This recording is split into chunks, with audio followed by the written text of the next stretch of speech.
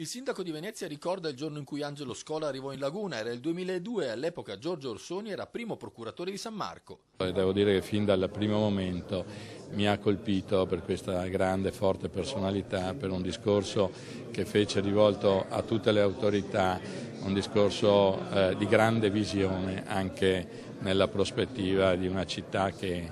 doveva continuare ad essere una città del mondo. La conoscenza del prefetto Luciana Lamorgese è più recente, ma non per questo il suo apprezzamento per Scola è meno profondo. Assolutamente una persona che io ho avuto modo di conoscere in quest'anno e mezzo, a parte la grande cultura, la grande preparazione, ma sicuramente ha un'autorevolezza che gli deriva non soltanto dall'essere il patriarca di Venezia, ma che gli deriva proprio dalla sua grande personalità. Don Dino Pistolato ricorda come Scola sia sempre stato vicino alle persone e ricorda un episodio simbolico di quando era responsabile di una comunità per tossicodipendenti.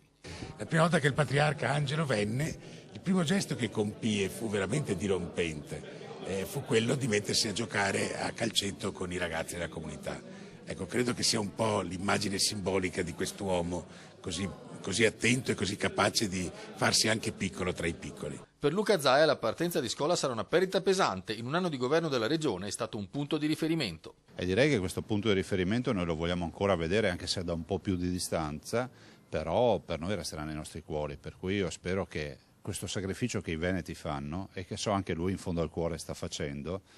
sia magari foriero magari di qualche carriera brillante, se così si può dire, che magari lo verrà premiato nei prossimi anni.